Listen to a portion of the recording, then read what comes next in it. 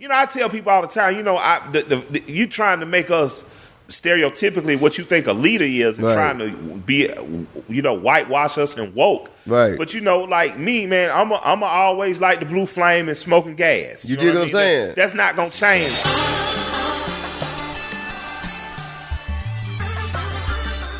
Now, we mentioned, the journey. Yeah. And on this journey, one thing, as you've spoken and I've spoken, one thing we haven't mentioned is politics. Yeah.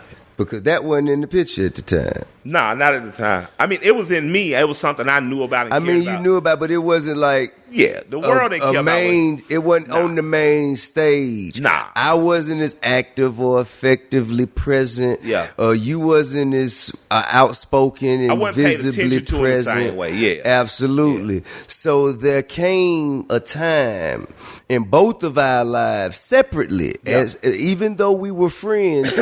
I had my own metamorphosis, my own time of epiphany, my own defining circumstances that led me into the path or led me down the path of politics or social justice, as did you. Yeah. But we did it almost simultaneously, like we discussed it, rehearsed it, and almost like you wearing your Jordans tomorrow, I'm gonna wear my Jordans tomorrow too. You know what I'm saying? But it didn't happen like that. But if you're on the outside looking in, one could almost assume such a thing. Yeah. Tell me about your metamorphosis when you became more willing to share the kind of knowledge that you gained. Well, I always cared. I always was willing to share. I don't know if people cared, right, to hear it from me. But there was something about a man named Andrew Young and his belief in me and his late wife, Jean Charles Young, belief, and his mentorship of both me and you, where I felt like at some point in our adult life and in our careers, people like him, who we share as a friend and mentor, people like Reverend James Orange, who would never call me Killer Mike, he would only call me leader, and people like that almost put a requirement on us, it felt like. Right. It felt as though we were given a challenge or a charge of sorts of like, we see what the world thinks you are. Right. They think y'all Tula dudes that rap, y'all get crowds excited, people like y'all for different reasons. But what we know you guys are is a product of the Atlanta way. Right. And I felt as though an investment was being made in us. When I came to that Walter Young, Andrew Young YMCA, and I saw you speak to those kids. Right. And I was a part of that. And Dr. Joycelyn Wilson was a part of organizing that. And I'd like to thank her. She's a hip-hop studies teacher over at Georgia Tech. When she kind of made a way for us just to be in the same room and for us to kind of see that blossom in one another, I think that was an even stronger glue that bonded us together. We had done things like go to Magic City together, and hang out and made dope music together. Shit. Plenty time before. Willing to fight our way out the club together. You know, we'd done that, but I think that was the thing, because the neighborhood we from, you had all black people. Everybody from the numbers man to the drug dealers, everybody from Herman Russell to Billy and Cynthia McKinney. Everybody lived there together, and that was, I felt like the final knot in the shoestring that said, this is my brother. This is my Hosea to Andy. This is my Abernathy to Martin. We are on the exact same path. So there's no way I'm not going to be equally yoked with him. There's no way I'm going to let him ever. And I'm not even as a bigger act as I am, at this point. It's just that I saw you make those steps, and I made a conscious decision to be there with you every step of the way. My thing is, if he's brave enough to get out of circumstance by way of being locked in federal prison twice, and he sees his job and his duty as one to help society and help people like him not make the same mistakes and to turn a different way, not because of some court order shit. Right. Like, you could see it was pure in your heart and your spirit. It was just no way I was going to let you take that journey by yourself. It's just no way. Right. And I literally remember telling you as far back as 2008 to now, like, I'm with you. Right or wrong, we'll talk about that after it's over. Yeah. But I'm with you. And as many times we get on the phone, we'll be like, so what you think about this? Well, my opinion. And you might say, well, I don't think. Well, I'm with you either way, but, this is just my opinion. Like, a lot of times I call you for your opinion on things if I'm not as informed as I feel like I need to be before I begin to speak on certain subjects and before I speak to certain people. Yeah. You know what I'm saying? Because a wise man seeks wise counsel. Yeah, absolutely. You know what I mean? And the same here, still sharp as steel. Like, absolutely. When we talk business, when we're in business meetings together, I often defer to your wisdom. You've been at this table before. Sure. You know, and that's something people got to get used to, too. Like, absolutely. Different people are good at different things. Yeah. And you have to lean on the strengths of your friends in those times. And you have to trust that. It doesn't care if you're younger than me. Right. I don't care if you know what I'm saying? Yeah. He's wiser in this particular thing, so we're going to follow his wisdom. And that's what I mean. And we have such a great relationship because we don't mind deferring to the other. Don't mind when we need to. Absolutely. For advice, insight, or assistance. Absolutely. You know what I mean? And I think that is, you know, an example that should be replicated. Absolutely. You know, it has to be. throughout I think the next generation. Advice I've ever given you don't take is put on your seatbelt. You drive fast. Hey, man. That's why sometimes you're like, man, you don't hear that thing? It's still beeping. Oh, dog, I ain't even hear that shit, dog. Hey, and okay, so we're speaking politics. So now we're just, you know, we're at the point in our journey where we already know we're friends. We're already committed, loyal to each other, dedicated soldiers, rebels with not much of a cause. Yeah. And then just because. Rebels just because, and then the Atlanta election comes up. The Atlanta mayoral election comes up. Yeah. And it is a let's state that Atlanta, we know, has been a city ran by black leadership politically, and a lot of white development money, or corporate, you know, if you want to use coded language, corporate development money, since '73, and it's been successful, unlike a lot of other black-led cities.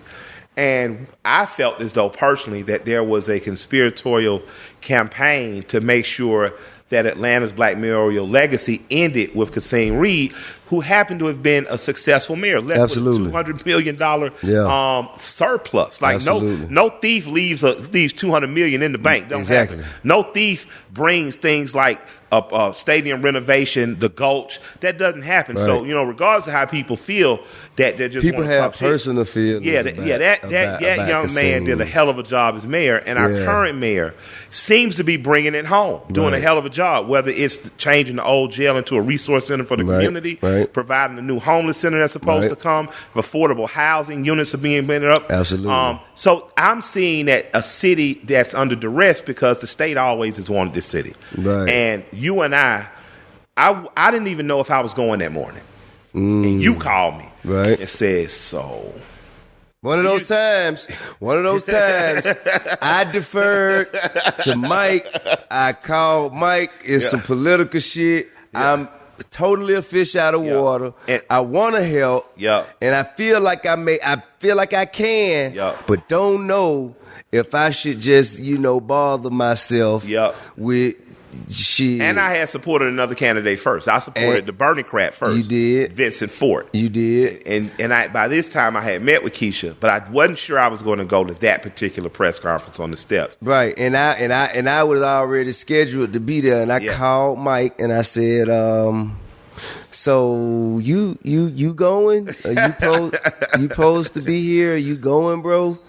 And what did you say? I mean, what did you feel? What did you think? Well, at first I was still angry with my guy. Not angry, but you know, you want your guy to do it, man. You know, and I was like, if you going, I gotta go. You know what I'm saying? It just wasn't even no question. Like when I told Shay, it was just like, yeah, if Tip going, I know you going. Because again, like this, my friend, I'm not gonna let black power, and I don't mean black power like overtaking other people, but the power of black politicians in this and the marriage of politics and business has been good for this city. I'm not going to let that be undercut by innuendo and BS, right? So I had a reason to be there, but the tipping point hadn't been reached. But when my friend called me, it was just like, I got to go because I'm not going to let you stand up there by yourself. I'm not going to let you be the only rapper there. I'm not going to let you be pointed out and for them to somehow castigate you. Like, if they're going to do it, they're going to do it to us. And they're going to, I've studied and proven myself worthy. You're going to have a hell of a debate on your hands. But you came up there, gave a fiery-ass speech, and then I'm just like, now I got to come behind this nigga. and I came up, and it was like we hit back-to-back home runs. Sure. And it's not a myth. It's not innuendo. We got a mayor elected. We pushed those last 700 and some votes over it. We did. And I'm proud of us. Right and, on. And a lot of people don't know, even with Kasim, I knocked on some doors personally for him. Went around the barbershops. We both went up in the Blue Flame. Absolutely. Told people to get out and vote. So that's the importance of local politics. Right. And that's the importance of having. But we didn't necessarily do that in unison together with Kasim. You did it for Kasim. I did it for Kasim. I did it for Kasim. Yeah. But we did it together for Keisha. Absolutely. So after that election was won, there was a huge sigh of relief. Yeah, there was. Because we almost it almost went the other way. It did. It almost went the other way. Ran a tough campaign. It had a bunch of black guys on See No More in the city. A bunch of black guys, and I'm still critical. Find none of them jokers. I'm still critical. I see them today. You see him? Yeah, I see him. Where you see him? You must be on the white side of town. Man, nah, not really, man. I actually see in the little, what is it? The restaurant on Cascade. Oh, you talking about the what's the name of that one, Shana? Is it the Pearl? You do know the name. It's on two. It's right next to Baltimore Seafood or something. It's Baltimore Seafood, but it's Pearl on two. Like the same owner of Pearl. 255 it's Pearl, and it's Bella down on Buffington. Yeah, right on. So I was there. You be seeing them jokers in there? I was there meeting with Falana, and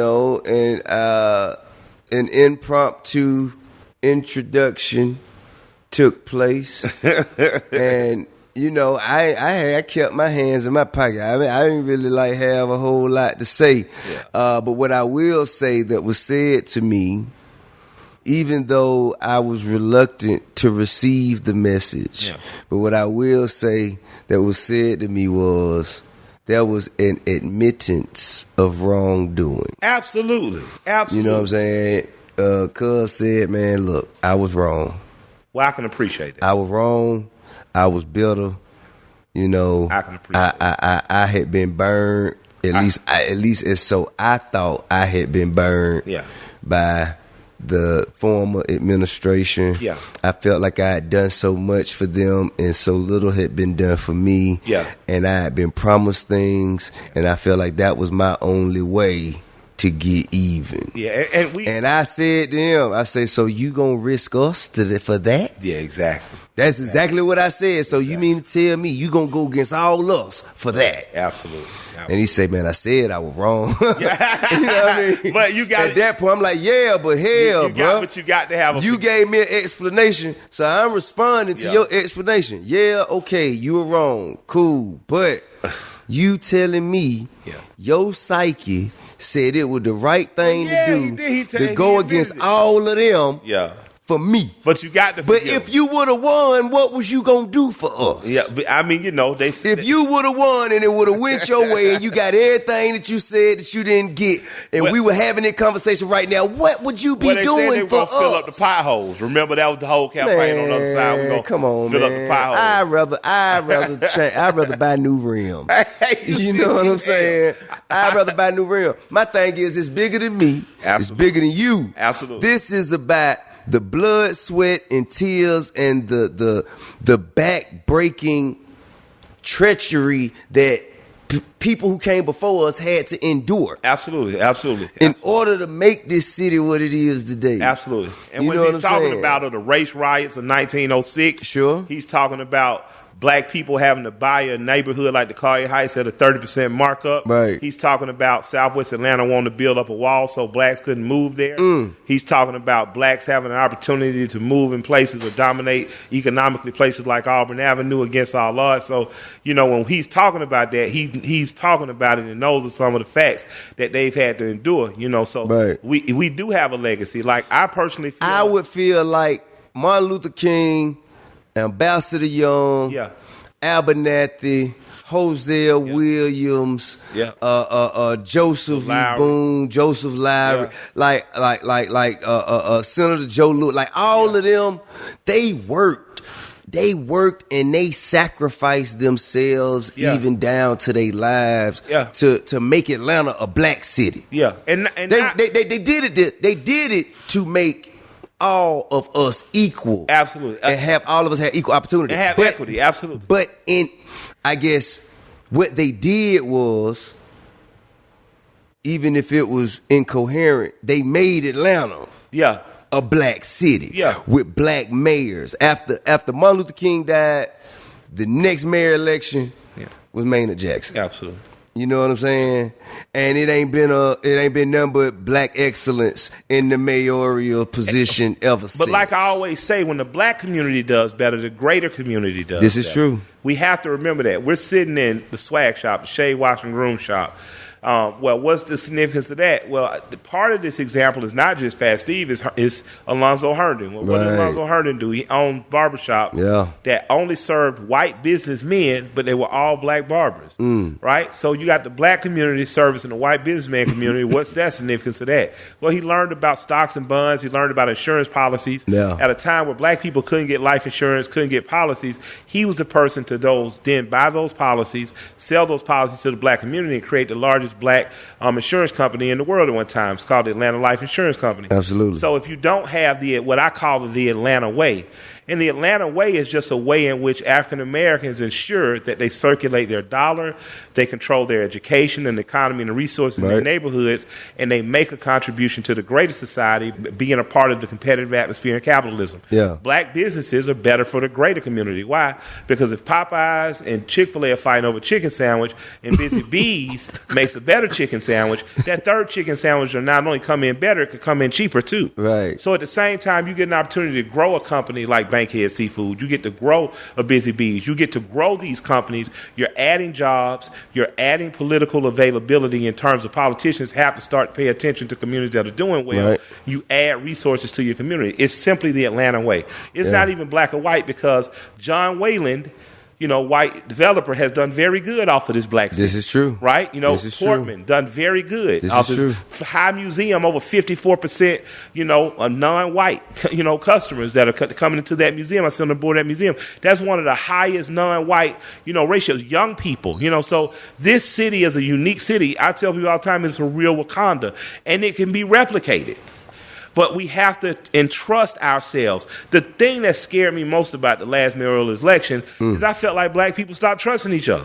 Black people stopped caring as well, I think. Yeah, that's that apathy, man. It'll get in on you, and that's just not the Atlanta way, man. If we're going to have schools named for black educators and emancipators, we deserve a superintendent that's out of that system and that understands the significance and that cares about our children and make sure those resources make it off the north side to the south side. If we're going to be politically active and we're going to hold city council, we need to make sure that we're taking care of our city council districts before they gentrify. And if we're going to be people who are making money, and I don't mean people just singing and dancing and people who are slamming balls and running touchdowns. Right. If we're going to be people of means that work for corporations or companies, be entrepreneurs, you're going to have to reinvest in the West Side by buying a home in the Collier Heights. Right. The same way they can knock down a home in downtown Decatur and pull up $1 million home, you can do that. And you can be in downtown in 4 miles instead of getting mad because you're driving from Sandy Springs or Alpharetta or wherever you're coming from. Know, if you're going to use charter schools, then we got some good black ones. And if you're going to really reinvigorate the public schools, what I'd like to do, Frederick Douglass is a perfect place to do one. I think that all black people of means and money, and I tell all young rappers, actors, athletes that I meet, buy something in Atlanta. I don't care if you put your mama there, your baby mama, your friends. Buy something so that you have a piece of this and so that we can further insulate the city and fortify it. Isaac Hayes III talks a lot about that. Right. Forget trying to find justice, freedom, and equality all these places is not. Find out where it already is. Target those cities. Create a real economic opportunities there and dig in. Right. So Atlanta should be Tampa, Macon, St. Pete, Savannah, Charlotte, Jacksonville. We can have a half dozen Atlantas. If we can replicate the sauce that we've been able to perfect and create and perfect here. Well, we perfected the sauce. The sauce we got. Yeah, we got the sauce. We definitely got the sauce. But we can replicate this recipe for this sauce in those other cities, including Detroit. Including in Baltimore. Absolutely. And Oakland. Absolutely. You know what I'm saying? Chicago. Absolutely. If we can replicate that in these places, then we don't have to ask a motherfucker for shit. We don't. And if we do ask, we ask in the spirit of barter, not charity. That's right. You get what I'm saying? I do. Yeah, I would rather barter with you than ask you for charity. You get what I'm saying? And that's what we have to get in the mind. Like people say, well, I want no seat at the table, you build your own table. Yeah, okay. I have a nephew who's my intern here. He cleans the floors in the bathroom. Right. He also learns how to cut hair. Right. You don't just come in here and you're just a barber. Right. You know what I'm saying? You're gonna have to get your t-shirt sales. You're gonna have to learn and earn from the bottom up. So a seat at the table is simply what Maynard was telling us years ago was get to the table. How you gonna build a table you never seen a table? That's real. You get what I'm saying? Just like you mentioned Alonzo Herndon. Yeah. Like at the time, you know, what he was doing as a barber, a black barber, who may have owned his own barbershop, hired all black barbers, but served whites only white men. Only white. Now that was frowned upon by the rest of the community. Yeah, the hood didn't understand. The jive ass niggas, you know what I'm saying? Running numbers, smoking reefer. You know, them niggas don't understand that shit. And now this is a clear case of, and I say this all the time, it's a clear case of if everybody could see what you seeing when you see it, you ain't seeing shit. Absolutely. You know what I'm saying? The vision is for the visionary. Absolutely. A visionary will kill his dream and his vision dead, trying to explain it to the person that isn't fit to see it. Absolutely. See, what Alonzo Herndon was doing was he was expanding his network, his resources, and his relationships beyond the confinements or restrictions of the community, which allowed him to get the game, learn the hustle of insurance. And I won't say the hustle, learn the industry of insurance. And it hoisted him up to, you know, and a very successful businessman and others around him. Absolutely. You know what I mean? Now, had he just been cutting black people hair and had a black barbershop, he wouldn't have gotten the same response. He wouldn't have made the same impact from that. He wouldn't have got the game. So in other words, if he wasn't willing to risk being shunned by his constituents and his peers around him, if he wasn't willing to bear the brunt of that, then the spoils, or should I say, all of the great things he was able to do, they would have never been able to happen. And now somebody's going to hear this and, black people always got to make compromises. And what they don't understand is that the Atlanta way has been about compromise all the way around. William Hartsfield, who the airport was named over, was the mayor of Atlanta. He gave Delta, I think, a 50-year lease at $1 a year. They ran him out of town. Damn. You know, Atlanta, people from his side. Then, oh, man, you're crazy. Why'd you do that to Delta? White people. Yeah. They didn't understand that airplane flight was going to explode. So you said he gave Delta a 50-year like a lease. 50 years. It was something ridiculous, like $1 a year. At $1 a year. Something, it was a ridiculous price, like $1 a year or something, right? And Andy told me this. Like, essentially this man was, they called him crazy, but with that said, Delta is one of the biggest jobs providers in the city. Right. This is the world's busiest airport. Right. It's been successfully ran by the city, not the state, for over 50 years. And that man did not let racial injustice get in his way. Right on. He did not let racism and bigotry get in his way. He understood that putting that airport in this city, what it would mean to this city. And I tell people all the time, Atlanta's one of the only places you land and look out and see all black ground crew unless you're in Jamaica. You know what I'm saying? So when you see that, you see men that can take care of their households. You see successful, thriving communities. That's what we had the potential to be more of. Right. And if we don't do that and start to understand that with each other, we're just going to keep shouting each other down before we have an opportunity to do it. Like, if you look at today, man, people would have tried to shout down some of our greatest leaders simply because they were willing to cooperate with people who didn't look like us. Right. The same people that get online and criticize some of the stuff that we'll say or do, or for people we work with, are the same people who go work for white corporations every day on the lowest level of job. You're not going to quit your job. I've heard people say who they won't associate with and who they will. People got angry with a friendly, with a woman like Candace Owens, but the same people are going to carry money with rapists and slave owners, and they're not going to get rid of that money in the form of protest. They're not going to say, I won't carry money, I'm only carry gold and pay in silver, Right. So for me, it's always been more about, I want to see what all black contributors have to say. I'm willing to listen to us all and figure it out. Now, see, this is the thing, because you mentioned Candace, and we're going to talk about that a little later. We just giving people some backstory. Want to make sure we need to strengthen the foundation before we get up to the penthouse. Yeah. No problem. So now we're talking about historical black infrastructure. Yeah. In this city of ours. Very. Because what you see now is a product. Yeah. A result of the groundwork that has been done. And we can get better. The foundation that has been laid. Yeah.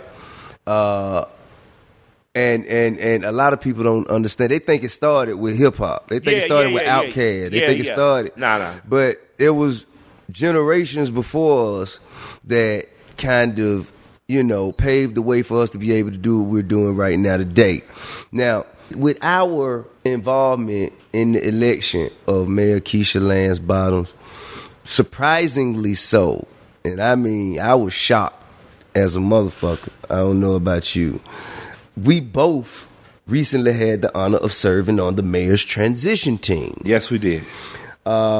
Now, have you ever been involved in policy or politics like that? Because that was my first time. Not to that degree. I've always been from the activist or advocate or mobilizer side. Right. So I've always been on the side screaming from the other side of the door, this is what the people deserve. Right. Or in city council meetings saying, I'd never been invited into the circle. Right. So how was that for you?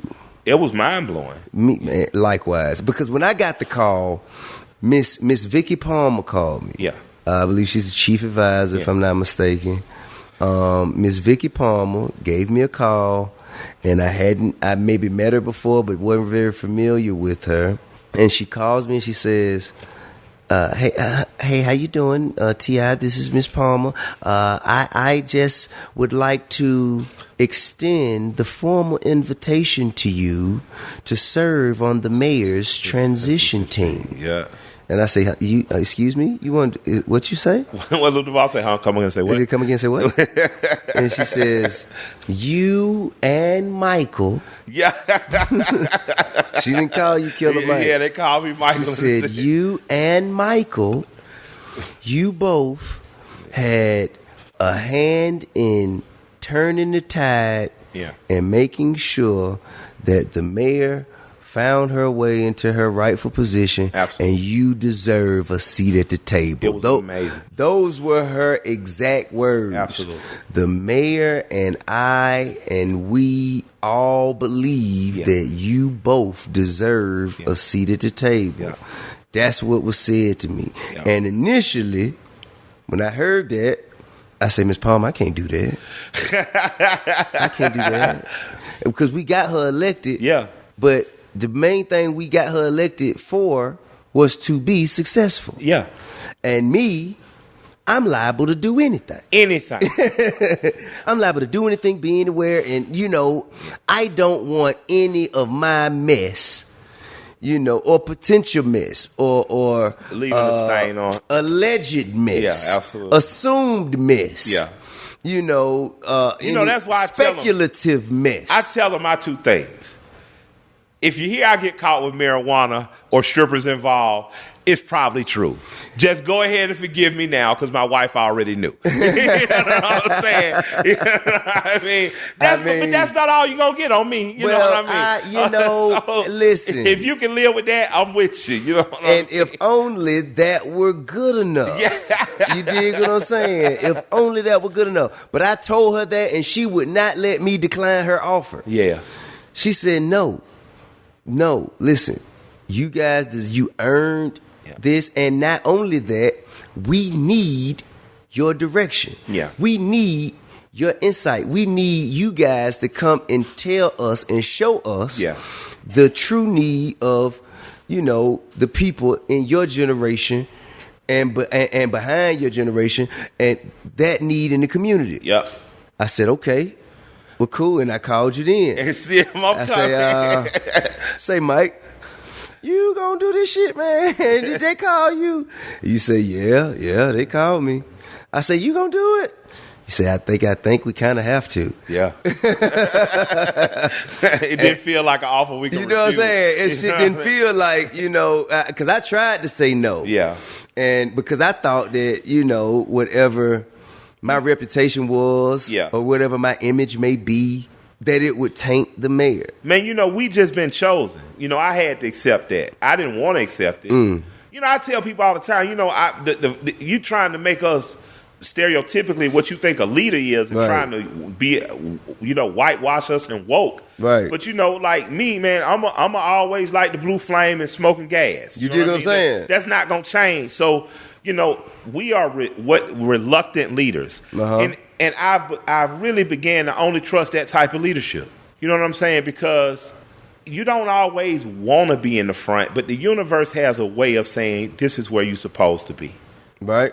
You know what I'm saying? One of my proudest moments, I couldn't be there, was seeing you lead and be a part of a march that people did right down by the State Farm Arena. Yeah. Because I understood the way that your presence galvanized young people and assured them. Because young people in Atlanta have opportunity that other young people don't. That's right. African Americans. And they could afford to not care. And you caring, popping up at a lot of these things, has given people the will and the want to care. Yeah. You know what I'm saying? You caring and me caring has given a lot of brothers that's on the corners, a sense of dignity and duty that we have the honor of being the energy. We have the honor of being the conduits for that energy. And, I take our friendship and our relationship and our responsibility as serious. We talk shit, laugh, and joke the same way Martin and Ralph did. And that's the same thing. That's the same thing Ambassador Young. He'll tell us like back when I was going through my case, I was still pending sentencing. Yeah. I was still like on bond, didn't know how my shit was gonna turn out. Yeah. And I'd sit. We came to court, sat there in the back way. Yeah, I remember handling it. Yeah. Yes, you did. And I would go to Ambassador Young's house and be mentored by him, listen to him, tell me stories of him and Dr. King. And Abernathy and Joe Lewis and Hosea and Andy fighting. Yeah. Because Hosea, he talked cash. And Dr. King and Jesse fight. Yeah. You know what Jesse I'm saying? was younger. Yeah. Jesse wanted to shine. Exactly. He wanted the spot. He thought it was supposed to be him. Exactly. He had the why not me. Yeah.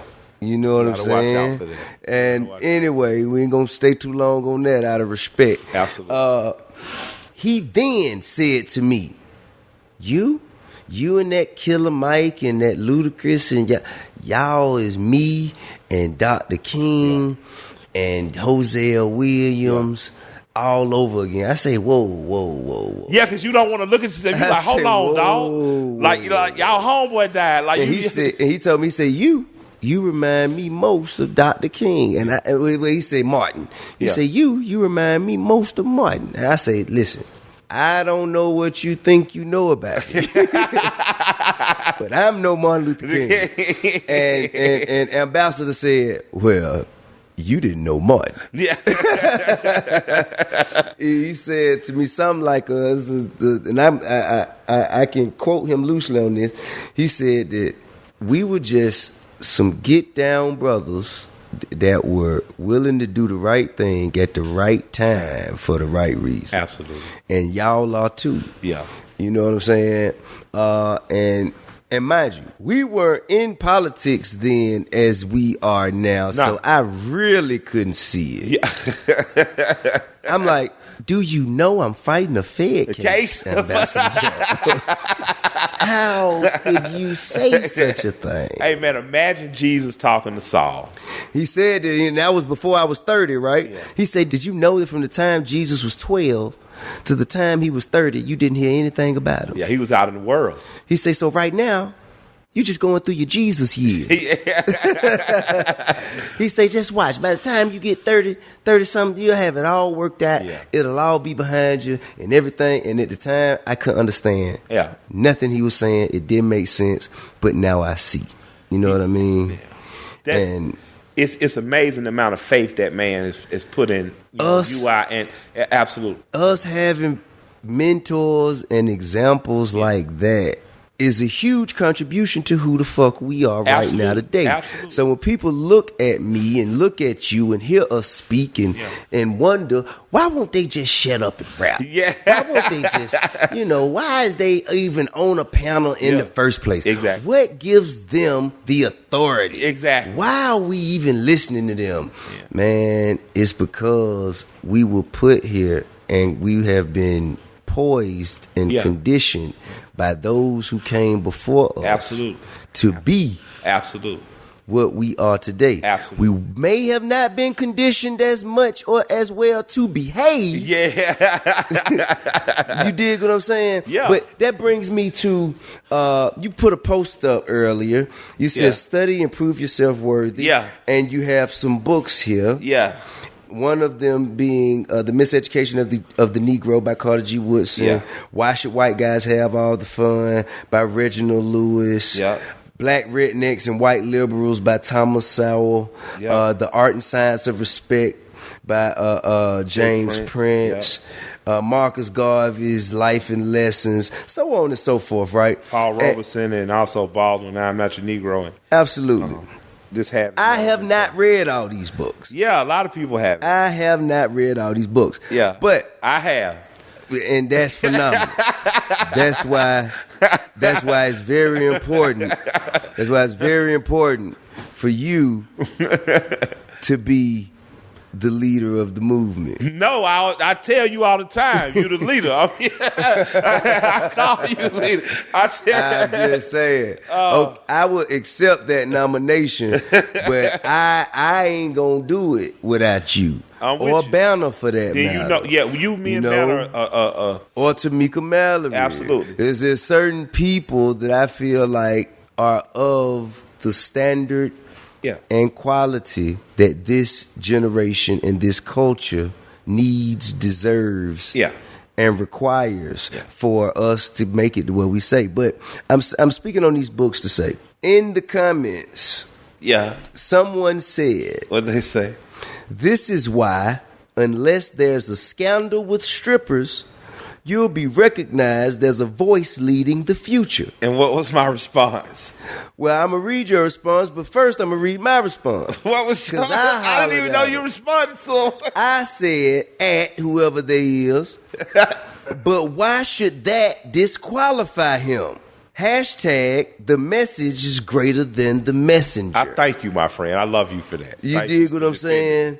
Because I am always shunned, crucified, and and just basically, I'm always punished for being who I am. Yeah, and honest and transparent about that. And I've never told you that I am anything other than who I am. There's only one me I know how to be. Absolutely. And I'm going to be that way every time you see me. Since the audacious 20-year-old kid I met. I'm going to be that. Absolutely. But what you said to him was, you added him, whoever he is. Scandal goes like this.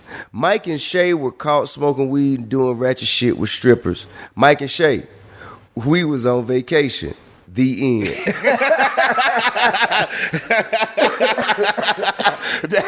That's gonna. I'm telling y'all that that's the scandal. Hey, that's how it's gonna go. Hey, listen, man. To be honest, the problem I feel that the generation, the culture, the public has right now. You are more concerned with the perfect image of the messenger that you completely disregard and miss the message. Absolutely. And that's why there's a lack of leadership. Because whether you knew it or not, the leaders that we had that you may have thought were perfect weren't perfect. Were not. They were human beings. They were human beings. They were fallible. They sinned. They made mistakes. They learned and became who they were from trial and error. Absolutely. It's just they were allowed to do so because there was not so much surveillance. It wasn't as many people all in their shit. And there wasn't a spirit of a spirit of the lynch mob. We have a lynch mob. And people weren't as critical. Exactly. And judgmental. Exactly. Of them being who they were on their path and their journey on the way to who they were to where it is like it is right now. Nah, it was not then. So for us, I feel like it's unfair for the public, the generation, the culture, for the people to expect for us to be anyone besides who we are. As long as we hold the message in high regard, and as long as we speak on behalf of the people genuinely and sincerely, and continue to speak truth to power, and we're we have been transparent about our faults. Absolutely. You know, that's one thing you and I have always been. That's one thing I've seen this generation going to. We're pretty transparent. I'm going to go ahead and give you my faults, and you can decide then. But you can't remind. You know, you can't. It's like when somebody get mad, they ain't got nothing to say. They say you fat. I've been fat since the second grade. Like, you know what I mean? Like, what does that have to do with the information? You know what I'm saying? So it's like it comes with it. But I've learned that Andy was criticized, you know, for things that he did that brought this city greater wealth and income. Right. And, you know, and if he can accept that criticism, then who am I as a rapper? Like, we got a pretty good job. Yeah, I like man. my job. You know, we do what we love for a living. Exactly. So me doing what we do in the political and the social realm, the slings and arrows we take, you know, I can take them pretty well. You know, my car got air conditioning in the summer. You know what I'm saying?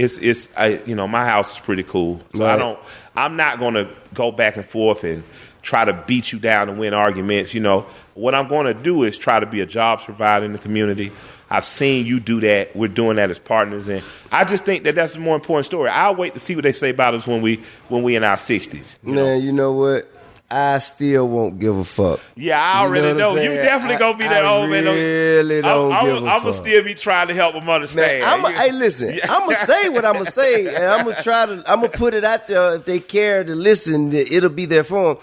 But whether or not you get it, I don't give a fuck. That's not up for me. I put up another quote when John Henry Clark says it. You know, he said, "I only debate my equals. Everyone else I teach." You know what? That's how I feel. I feel like it is my duty. That's why I be so deep in the comment section sometimes. Because I feel it is my duty to impart some level of wisdom and insight. Yeah. Because they're speaking from such a bonehead, imbecile, just a nincompoop's perspective. Yeah. So I feel like if I say this to you, it'll hold the mirror up and be a reflection. It doesn't. Of what the fuck you should be thinking about and should be talking about, should be concerning yourself about. One of those animals? And you'll be able to set forth tomorrow in a greater path. You ever seen one of them animals they never seen themselves, so you put a mirror in front of them, they bark at themselves? That's what's happening. Like sometimes I'll pop up in the comments just to talk shit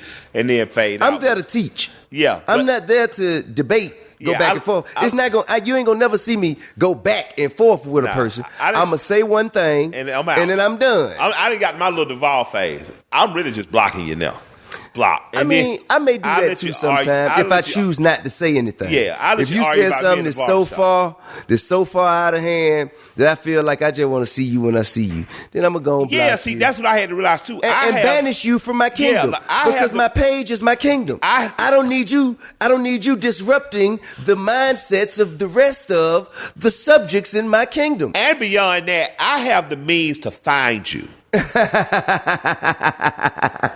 It don't cost much money to find out your phone number and where you live. So to protect myself, sometimes I just block you because I don't mind. You know, I don't mind putting a couple grand out there to make your life terrible. So, yeah, I mean, and you know what some people don't understand is, all that shit could take people like us back to a very dark place that we still enjoy. Exactly. That's what I'm saying. I mean? It's I don't want to go back to that place because I can say, I might enjoy it. Like I'm very wary of who I let disturb me online because it's not a disturbance. No, sometimes it disturbs me. Some of the stuff that said, I'm just like, there was a guy who said something about guns. Mm-hmm. And I said, you know what? Just pull up to the shop. Let's talk about it. because I don't understand you. And when we got up here and talked, I said, well, you actually invited him up here? He came? Yeah, and we had a conversation. Okay. Just because my thing is simply like, you and I are both pro Second A. You and I are both carriers. The way you acted online is just a bit too emotional for me. Right. And I don't want, so let's go ahead and hash this out. We had a discussion, got it hashed out. Two men with guns sitting down having a discussion. Yeah, absolutely. Absolutely. So you had your gun, he had his gun. Absolutely. And y'all both pulled up. Y'all didn't brandish your weapons. No, we just had a conversation. Nobody got pistol whipped, to beat up, shot at. That wasn't even my mission. My mission was just, I know that. I'm just saying, but it takes two. It was two men, me and him talking. It takes two to be violent and two to be peaceful as well. Absolutely, but there was 3 more dudes in the parking lot. Gotcha. Yeah, so he was surrounded. He didn't know that. Right. Yeah, but I'm just saying, I want kids, young people to see 2 men who may have had weapons. We did, and could have made a different decision to do different things, but you chose to meet up. Absolutely. And have a grown man and conversation. Sit down and hash out your differences. And then a couple months later, Two strangers. A couple months later, he said something out of line. I just blocked him. So after that conversation, he still went. Yeah, because I had to realize that he's just emotionally attached to this in a way that. But what was his position? He had an issue with another guy in the gun community based on his relationship with a woman. And one thing I've learned as a Southern based on man, his relationship with a woman. Yeah, it was the other guy and his woman had a relationship. And he had an opinion on their relationship. And my thing is, I don't have opinion on men and women. I'm a Southerner. You know what I'm saying? I don't have an opinion. That's his man. That's that man and that woman, and that's their business. And I don't need you bringing my name because I don't know either one of them. I'm here in the gun community because I'm pro-Second Amendment for African Americans. I'm not here to be the subject of your "I told you so" or why would you deal with this person? That's not your business. I don't know this person's personal life. I don't know what issues they have, and I don't care. I simply care about the political philosophy they have. But since you feel that way, you just stay out of my kingdom. You stay out of my compound. That makes sense. And because it's easier to walk away. You know what I'm saying? But I don't think people understand sometimes when they argue with people like us in particular online, like we have the means and resources to be the stupid young men that we were 20, 25 years ago. And I just don't, I want to be a married man with kids and kicking it. And grandkids. Yeah, I want to grow to have grandkids. I want to drive old school cars. I want to be in the flame with gray hair. Sure. You know what I'm saying? What I don't want to do is let pride and ego take me somewhere I don't want to go. So I just want to encourage young men out there, to talk and mediate before you seek violence. You know what I mean? Sure. To that you can both be tough and you can still walk away with your masculinity and your manhood, but you can hash it out before you shoot it out. You know what I mean? Because I've seen so many of us lose good people. Like we lost B.o.B. Yeah. A good man. That kid was great. I remember you telling me, like, man, he's like a Southern Biggie, Mike. He's so clever. He's dope. Right. And we saw his hometown, the brothers that was in the video. Many. And Lil Snoop for that matter. And it's heartbreaking. And I would like to see more young men get an opportunity to grow up to become what we are and more. Even Nip. But that's not going to happen if we keep selling scores the way we selling them, Now, I get asked this all the time. It's only fair that I ask you. Yeah. Would you ever consider running for office? Oh, man, I've always said no. And if I did, I said I'd do something very local, like school board or city council. Well, I think you make a hell of a mayor or a senator. Yeah, even a president for that matter. Yeah, I've been. Thank you. That's a huge compliment. I really like weed in the blue flame. But weed is damn near legal now. Weed is damn near federally legal. I don't know. I'm gonna do whatever I say we call to do because I wouldn't do it without counseling with you. But right now, man, I got a pretty successful career and I like it. And I would rather me and we stay people who help the right people get in position. That's how I feel, and that's exactly what I say when I'm asked that question. Yeah, I want to help the right people. I say I would fail in a position where I'm going to get in trouble or I'm going to be scrutinized for doing legitimate business. Yeah. If I can't do business, I don't want the position. Yeah. I'm in the for-profit business. Yeah, I understand. You dig what I'm saying? I do philanthropy because I care, not because, that's what I'm going to do every day. Yeah. I do philanthropy. I will help someone every day, but that's not all I'm going to do. I love getting money. I am a hustler by nature. Feeling, absolutely. You know what I'm saying? So I can't just say, put on hold. Well, I don't never want to say, fuck the money, give me all the power and authority. Yeah. I don't want to do that. Yeah. You know what I'm saying? I love the thought of earning money, turning nothing into something, building things that grow from no profit to plenty profit. Yeah, absolutely. Like that to me, that's is a just beautiful the shit. feeling. People have to understand. I had billionaire Michael B. Roberts in here about a month ago. Hoteler, mobile communications guy, and he said, Michael, people judge you guys like you, and talking about you two and other rappers because you guys are capitalists. He said, but if you guys were in a socialist country, you'd be good socialists. You'd find a way. If you were born in a communist country, you'd be good communists, but you'd find a way. You happen to be born in a capitalist country, and I'm proud that you guys are taking advantage.